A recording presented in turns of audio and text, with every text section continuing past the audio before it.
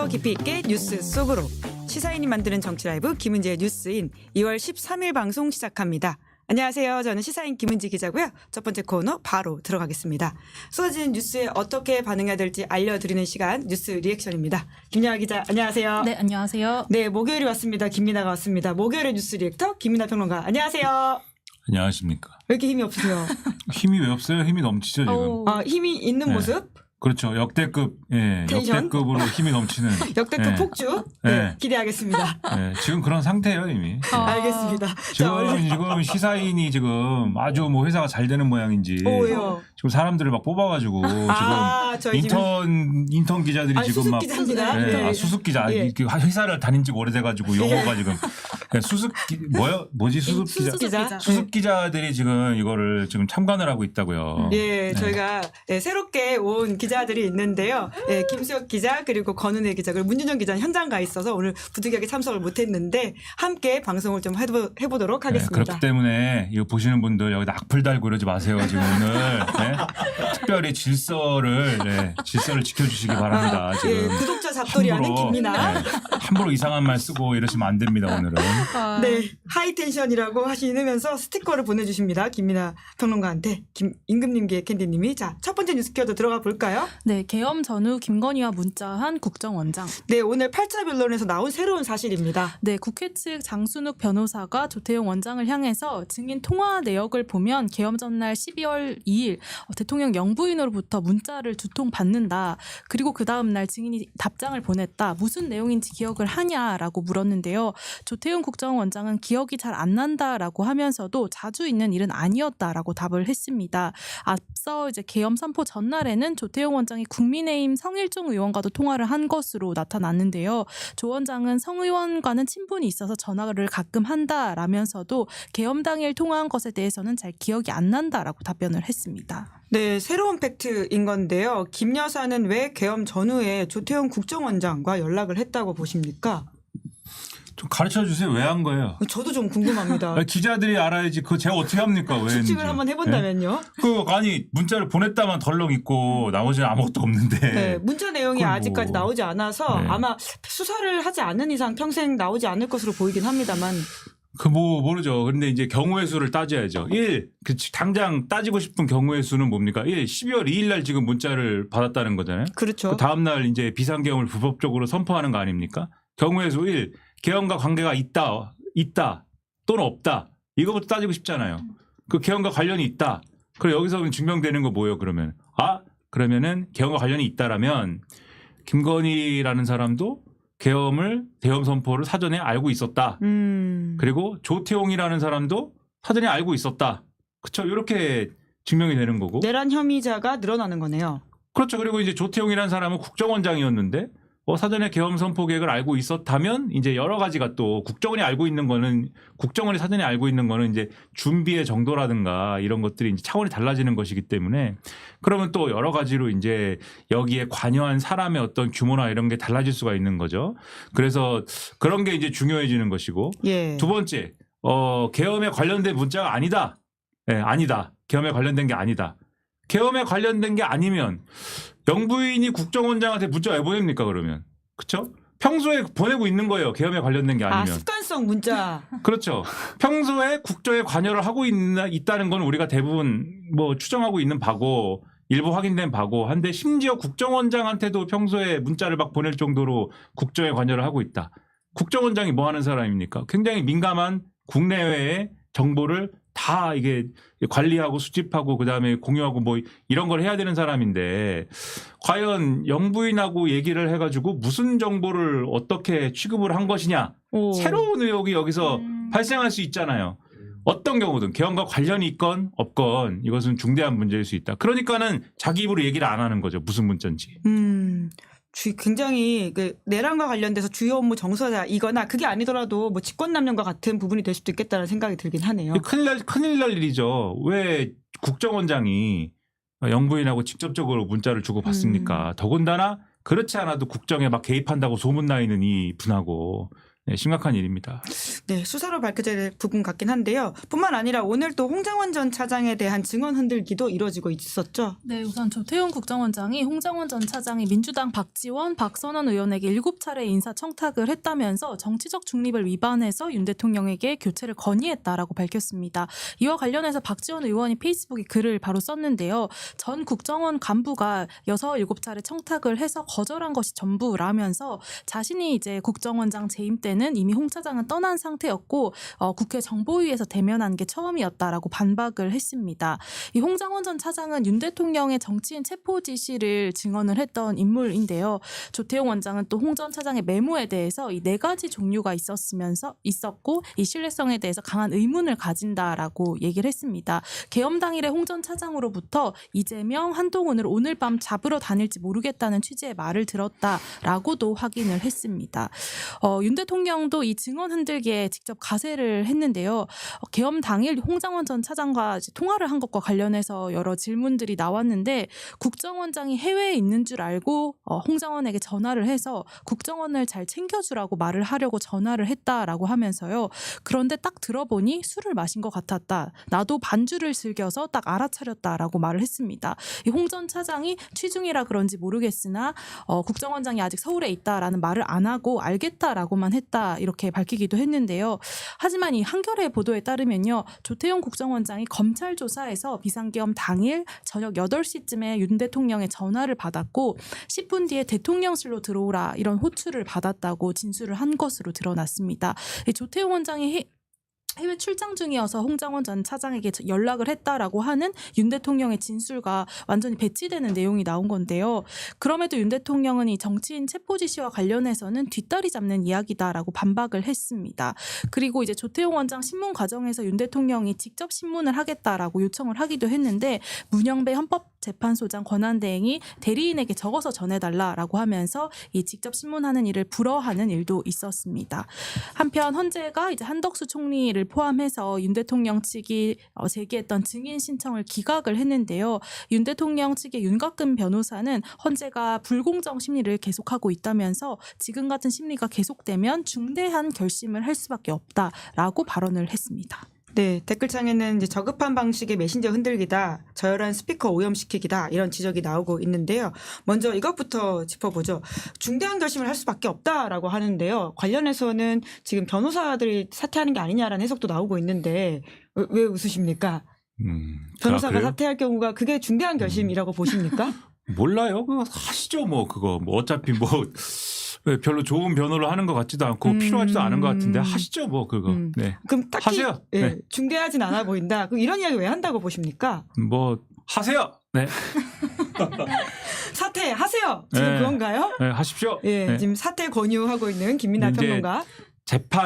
재판이라는 거는 어쨌든 간에 형식상으로는 뭐 외양은 공정한 뭐 외양을 갖춰야 된다라고들 이제 거기에 참여하고 있는 사람들은 생각하는 거 아닙니까? 그러면은 대개 이제 한쪽에서 나 안 해 이래버리면은 이후 과정이 공정하지 않은 모양새가 이제 되는 거잖아요. 그럼으로써 그 재판의 어떤 그 결과가 이 권위가 훼손되는 결과가 일어나지 않습니까? 그래서 그게 이제 마지막 수단인 양 이제 얘기를 하는 거죠. 그래서 이 재판의 형식과 과정의 권위를 나는 이제 근본적으로 부정하는 그러한 어떤 뭐 결심을 할 수 있어 뭐 이런 얘기를 하는 건데 네. 이미 누더기를 만들어 놨잖아요. 오늘도 뭡니까?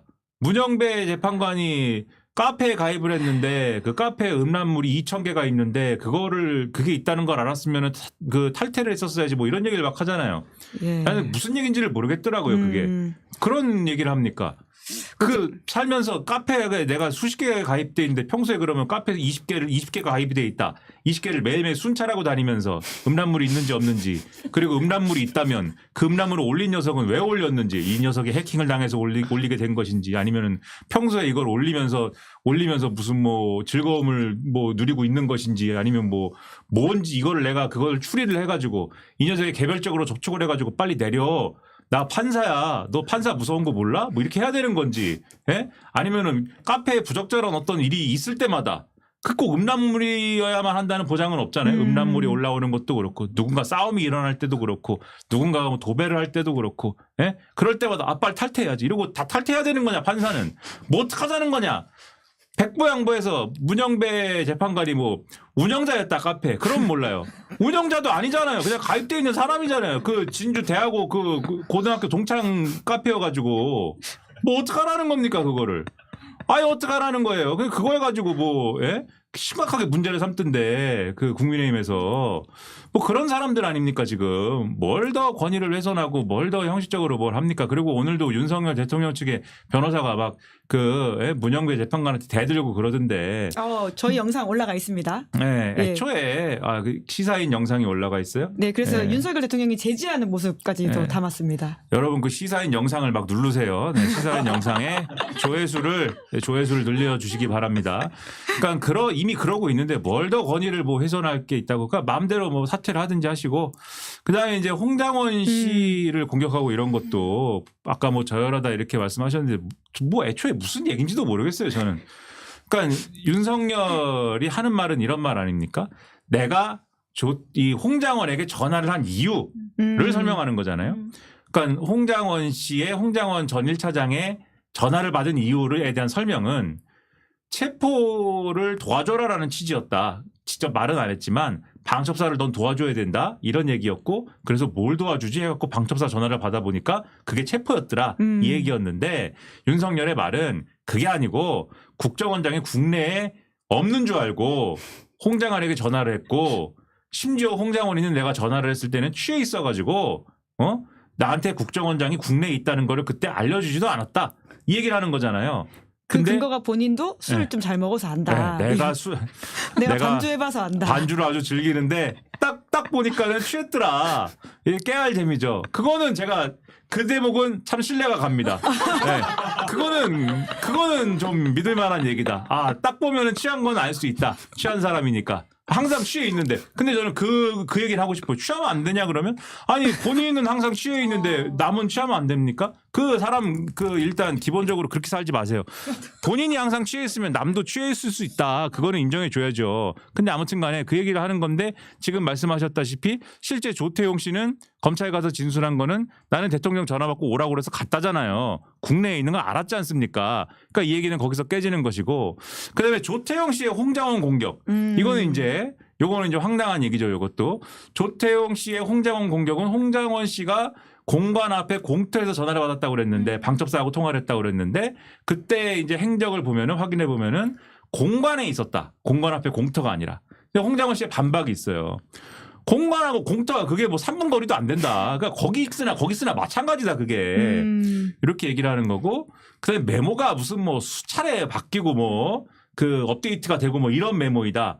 그거에 대해서는 홍장원 씨가 뭐 어느 정도 그 업데이트되고 뭐 이런 면이 있다라고 얘기를 하는데 중요한 거는 메모가 업데이트됐다는 사실이 아니고 메모에 적혀 있는 명단이 그래서 거짓말이냐라는 거예요. 그렇죠. 그거는 예. 크로스 체크가 되지 않습니까? 방첩사에 있는 사람들도 그 명단 들었다는 것이고 다른 데도 들었다는 것이고 그 명단이 맞다는 거는 크로스 체크가 되잖아요. 그럼 명단이 업데이트가 됐든 말든 상관없는 거거든요. 그러니까 그거는 상관이 없는 얘기고 그다음에 뭡니까? 그 인사청탁을 뭐 받은 사람이다. 이 얘기가 제일 고약한 얘기인데 조태용 씨가 한 얘기는 그 얘기잖아요. 홍장원은 야당 인사를 통해 가지고 인사청탁을 받았다라는 그러한 문제 제기가 국회에서 과거에 있었다. 이 얘기를 한 거지 않습니까? 근데 국회에서 그 문제 제기를 했던 사람이 지금 보니까 박지원 의원인데 박지원 의원이 손들고 얘기한 거잖아요. 아니 그게 홍장원이 인사청탁을 했다는 얘기가 아니고 나한테 인사청탁을 한 사람은 다른 사람인데 그 다른 사람이 인사청탁한 사실을 장원 씨 아시나요? 내가 이렇게 물어봤다 홍장원 씨한테.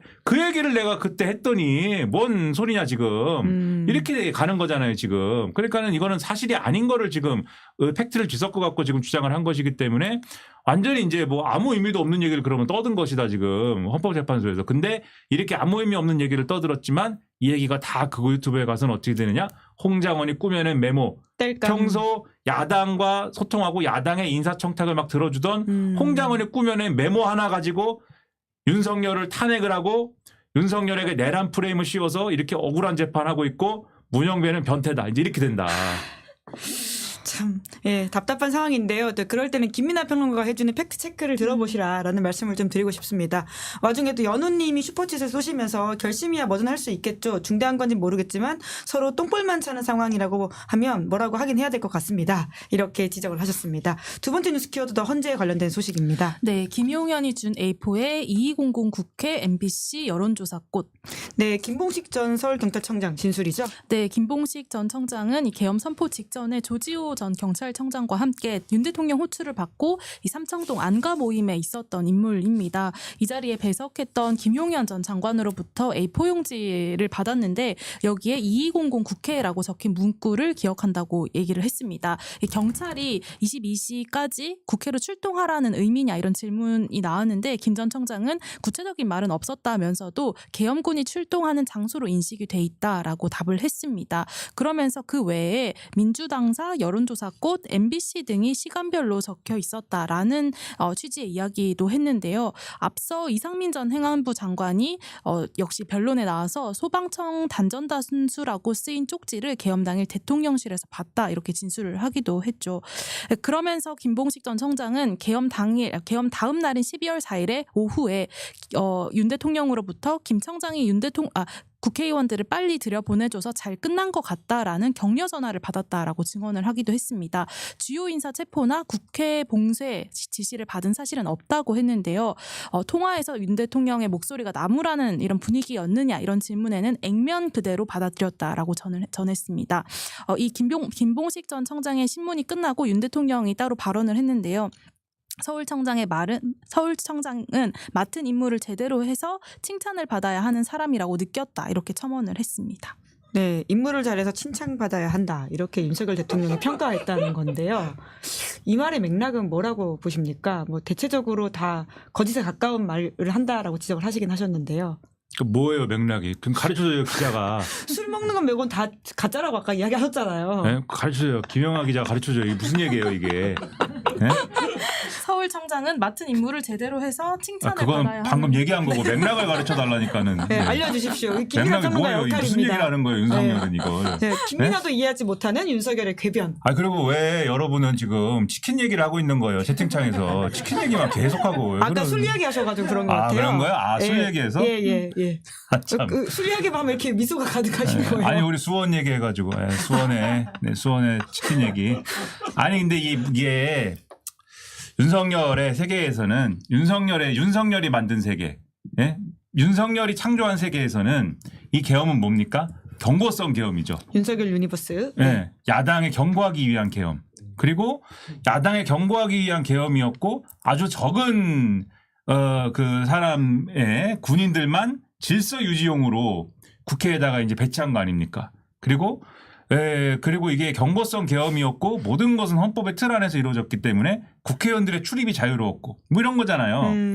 그 당시에 이제 우리가 여기서도 12월 3일에서 4일 넘어가는 그 시각에도 여기서 막 떠들었는데 그때도 이제 한 얘기지만 경찰에서도 혼란이 막 있고 이랬어요. 이거를 막아야 되냐 말아야 되냐 막 혼란 자기들끼리 서울청장이 막다가 말고 또 경찰청장이 막지 마 했다가 또 막아야 된다 그러고 자기들끼리 엎었다가 다시 했다가 뭐 이러거든요. 그러니까 윤석열이 하고 싶은 말은 제 추측컨대 결국은 경찰이 우왕좌왕하면서 국회의원들이 들어간 측면들이 있거든요. 일부. 그랬죠. 네. 그러니까 그 얘기하는 거 아니냐. 경찰이 국회의원들 들여보내줬다. 물론 안 들여보내준 사람도 있습니다. 그래서 이준석은 거기서 담 넘으면 되는데 안 넘고 이제 이준석 의원은 거기서 이제 경찰하고 막 삿대질하고 싸우고 이랬지만 어쨌든 들어간 사람도 있고 막 이래요. 그럼요. 그러니까 그 주장을 하고 싶은 것 같아요. 제 생각에는. 예, 경찰이 들여보내준 거 아니냐. 들어간 그러면 사람도 있으니까. 임무를 내가 시키고 싶었던 임무가 바로 그거다. 국회의원들은 들여보내주고 이랬어야지. 그럼 애초에 잘했다. 경찰을 안 보내거나 군인을 안 보내면 된 거 아닙니까? 질서를 유지해야 된다. 네, 이런 거죠, 뭐. 그건 윤석열 유니버스에서 일어나는 일이고, 그러니까 뭐 그런 얘기인 것 같고, 그래서 이제 잘 이해는 안 되지만은 어쨌든 추리를 해보면 그런 얘기가 아닐까. 뭐 나중에 한번 물어보시죠, 윤석열한테. 네. 와중에 조성현 수방사 제1경비단장의 변론인데 오늘 진술이 있는데요. 사실 그 이야기를 바로 다 반박한 게 있습니다. 네, 특히 이제 조성현 수방사 경비단장 같은 경우는 재판부가 유일하게 채택한 증인이어서 관심이 모였습니다. 조 단장은 검찰에 이진우 전 수방사령관이 12월 4일 새벽 0시 반부터 1시 사이에 국회의원들을 끌어내라는 지시를 했다라는 취지로 진술을 한 바가 있었는데요. 오늘 증인석에 나온 이 조성현 단장은 이진우 사령관이 계엄 당일 공포탄을 챙기라고 지시를 했다라고 하면서 국회의원을 끌어내라는 지시를 받았다라고 진술을 했습니다. 앞서 이진우 전 수방사령관은 탄핵심판 변론기일에 나와서 국회의원을 끌어내라는 지시에 대해서 당시 상황이 정확히 기억이 나진 않지만 부하들이 들었다면 인정한다라고 했는데요. 그러면서도 당시에는 이제 증언 대부분을 거부했는데 부하인 조 단장이 끌어내라 진술을 들었다 이렇게 명확히 확인을 해준 셈입니다. 네, 이제 헌재에서 유일하게 직권으로 채택한 증인이라고 하는 점에서도 오늘 좀 진술이 좀 주목된다고 생각했었는데요. 중요한 이야기들을 많이 해줬거든요. 가장 좀 주목하시는 부분은 뭡니까? 가장 주목해야 되는 부분은 어디예요? 지금 여기 댓글에 있습니다. 김영하 기자를 괴롭히지 말라. 지금 플랜 B님이 말씀하고 계시니까 직접 말씀하셔야 될 것 같습니다. 아니 뭘 주목해야 돼? 지금 얘기한 이런 대목 아니에요. 예, 국회의원 끌어내라는 지시를 받았다라고 했지 않습니까? 그리고 또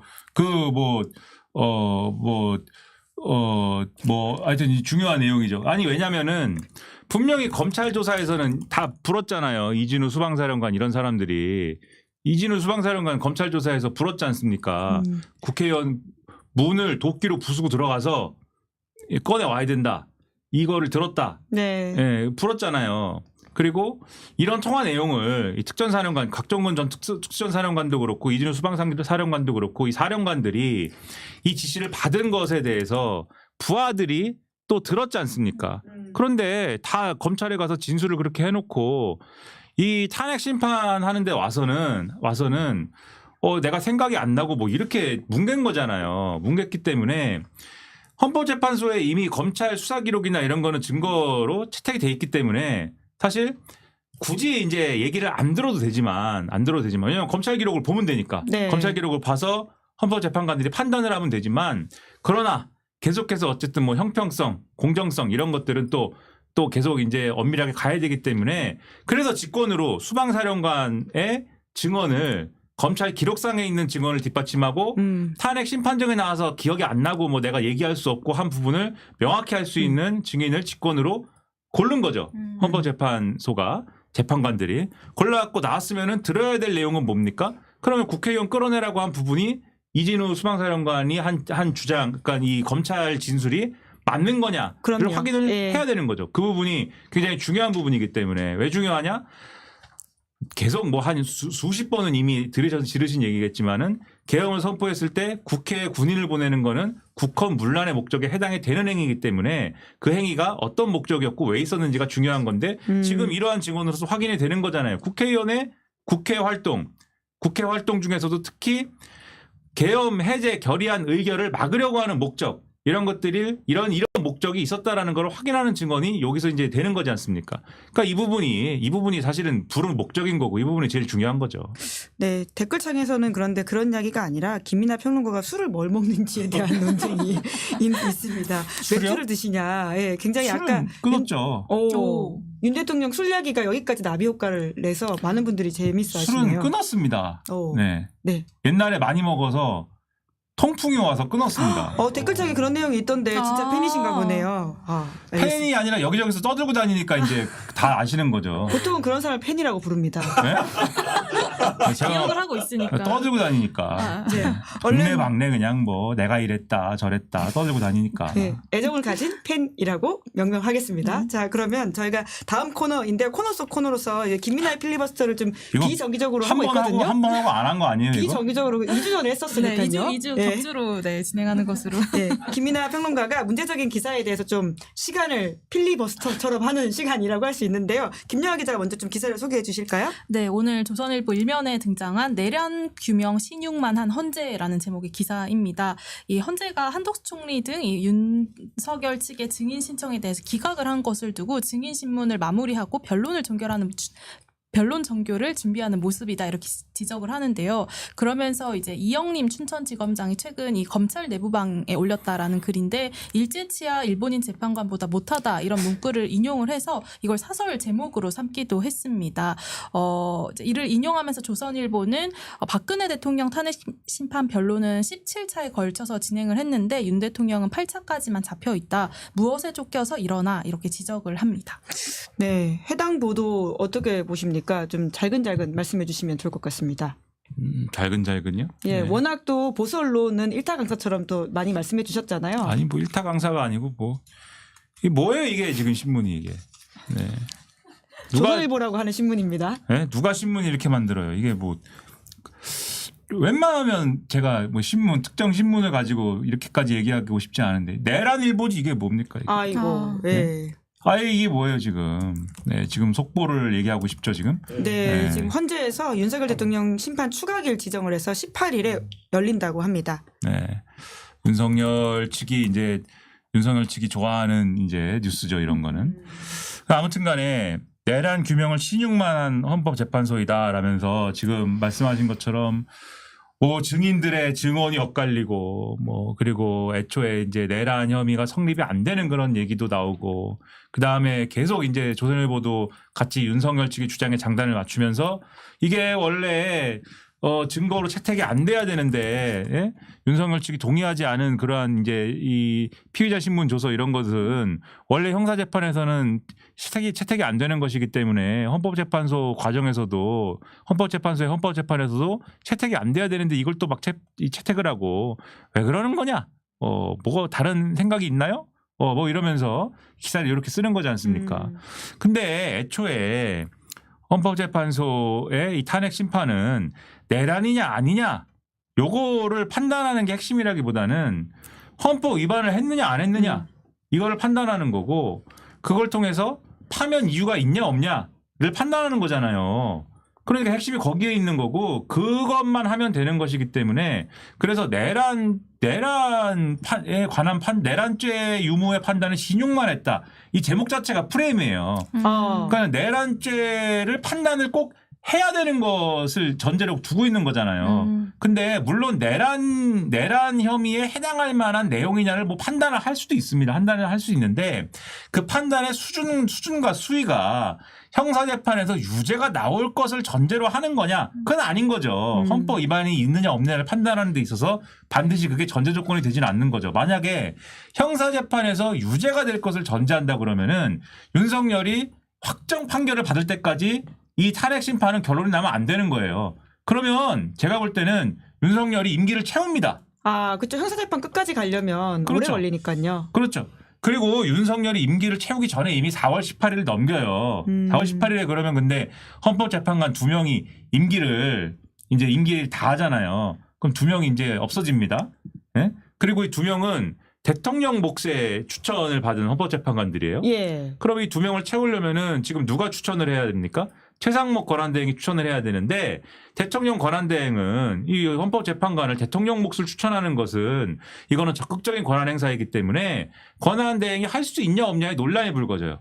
그렇기 때문에 안 합니다. 그다음에 지금 마은혁 헌법재판관 후보자에 대해서는 추천하면 안 된다. 임명하면 안 된다라고 윤석열과 국민의힘이 주장을 하잖아요. 그렇죠? 그러면 이들 주장대로 하면은 이 조선일보도 이 주장에 동조를 하니까 순식간에 이제 3명이 비어요.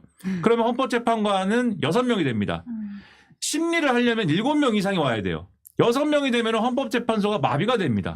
그러니까 조선일보 기사 제목처럼 내란죄를 판단을 이 형사재판에 준하는 정도로 다 하려면은 그러니까 실제로 형사재판에 확정 판결이 나온 이후에 그러면 다 하는 수준까지 가려면은 헌법재판소가 마비돼요. 예. 이 나라의 헌정 수호를 위해 있는 기관이고 헌정 질서 유지를 위한 최후의 보루인데 헌법재판소를 마비시켜야 되는 상황으로 몰고 가는 지금 그런 주장을 하고 있는 거예요. 그리고 그래서 지금 뭐가 그렇게 급하니? 라는 말에 굉장히 고약한 질문인 게 급하지 당연히 4월 18일이 지나면 그런 상황이 될 수가 있는데 안 급합니까? 그러면 헌법재판소가?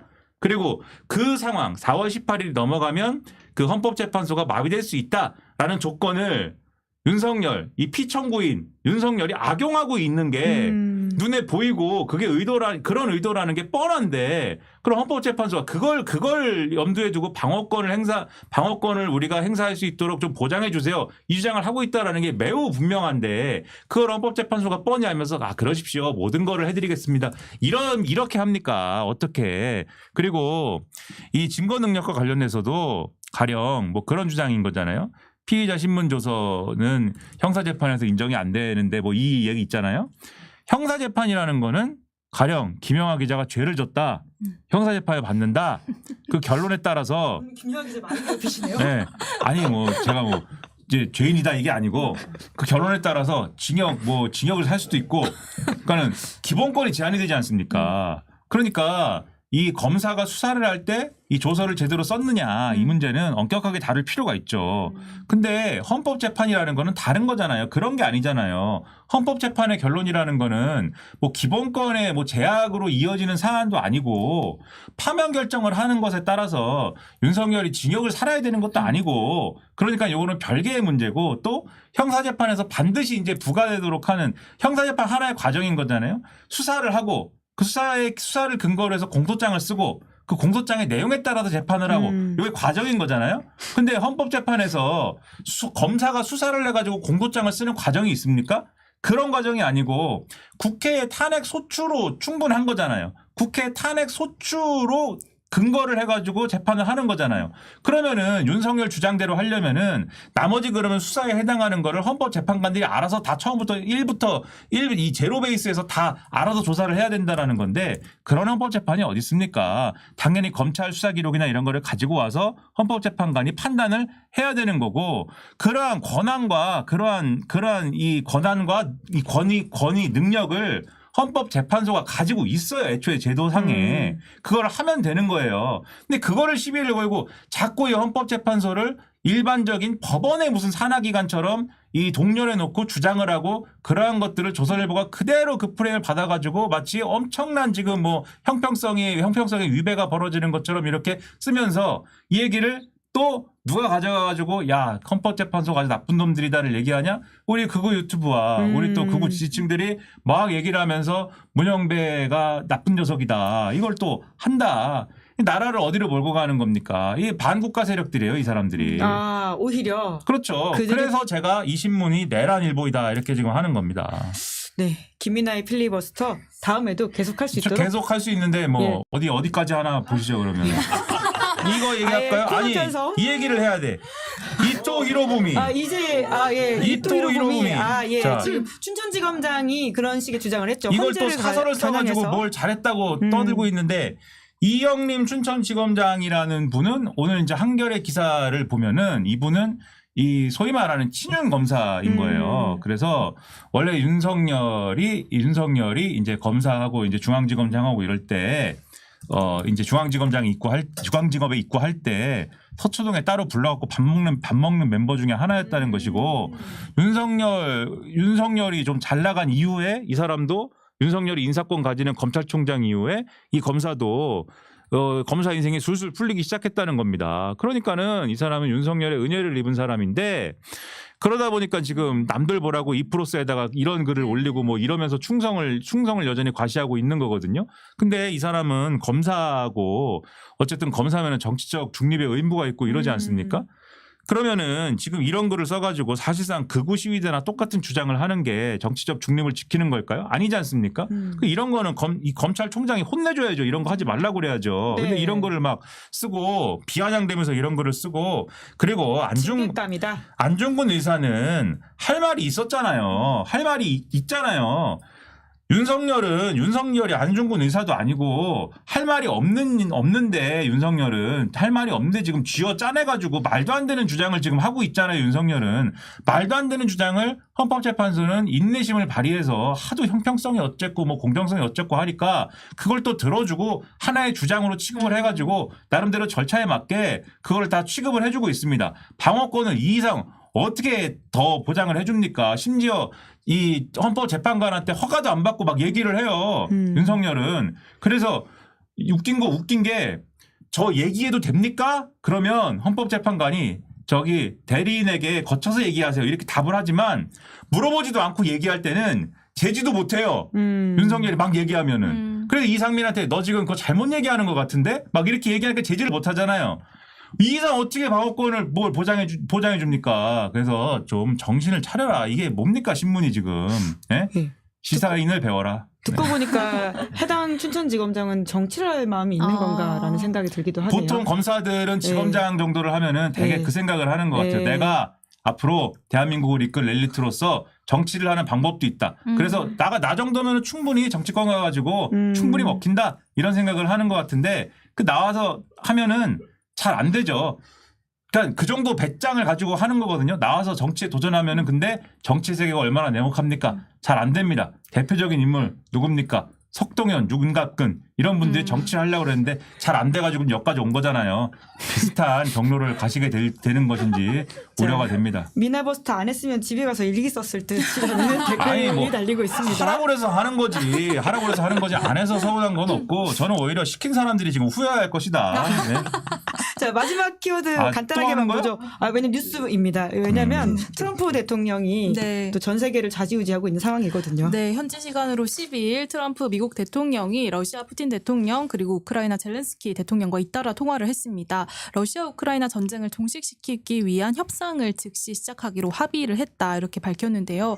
트럼프 대통령은 후보 시절부터 모든 전쟁을 끝내겠다 이렇게 공언을 해왔는데 이번에 이뤄진 트럼프 푸틴 간의 이 두 정상 간의 통화가 3년 만에 이뤄진 것입니다. 그러면서 조만간 이 사우디아라비아에서 처음으로 만나게 될 거다라고 언급을 하기도 했는데 일단 우크라이나 나토 가입 문제라든가 또 국경성 문제 이런 여러 종전 협상에 대해서 여러 관문이 남아 있을 것으로 보입니다. 네, 이건 소식만 전할까요? 간단하게 하시겠어요? 필리버스터는 안 됩니다. 이 양쪽이 네, 푸틴도 그렇고 젤렌스키도 그렇고 다 각오한 바입니다. 트럼프가 오면은 이거를 이제 할 것이다. 중재랍시고 예. 러시아 편을 들 것이다. 어떻게 드느냐? 러시아가 지금까지 확보한 요 부분을 인정하는 걸 전제로 평화협정이든 뭐든지 이제 하자. 이렇게 갈 거다라고 지금 각오한 바예요. 그래가지고 트럼프가 오기 전에 하나라도 지금 유리한 걸 만들어 놓자라는 걸로 계속 지금 국지전을 계속 이어온 그것인데 그 결과가 결국은 어떤 이 크기의 문제이지 러시아에 유리한 걸로 이제 결국은 결과가 나올 것으로 생각이 되거든요. 물론 그런 게 국제 경제나 이런 데는 뭐 좋은 영향을 미칠 수도 있고 뭐 하는 부분들이 있지만은 여러모로 우크라이나한테는 뭐 안 된 결과가 있겠죠. 네. 국제 정세까지도 꿰뚫고 있는 김이나의 꿰뚫는 게 아니고 뉴스가 그렇다 이거죠. 겸손하기까지 한 김이나의 이야기는 여기까지 듣도록 하겠습니다. 두 분 수고 많으셨습니다. 고맙습니다. 감사합니다. 네, 저는 1부 마치기 전에 광고 안내하겠습니다. 인터넷 TV 설치 정수기 렌탈을 전문으로 하는 인터넷 비교원을 소개합니다. 인터넷 TV 가입 시에 최대 48만 원, 정수기 렌탈 시에 최대 30만 원, 쓰시던 휴대폰 그대로 통신사 변경 시 최대 30만 원, 총 최대 108만 원의 혜택을 받으실 수가 있습니다. 지금 바로 1670-2571로 상담받으시거나 네이버에 인터넷 비교원을 검색해 보십시오. 2월 13일 뉴스 리액션 여기까지고요. 오래 기다리셨습니다. 잠시 후에 김은재 인터뷰에서는요. 김용남 전 의원과 소영주 소장 함께 할 예정입니다. 기다리신 동안 구독, 좋아요, 알림 설정 부탁드리겠습니다. 고맙습니다. 당연하죠.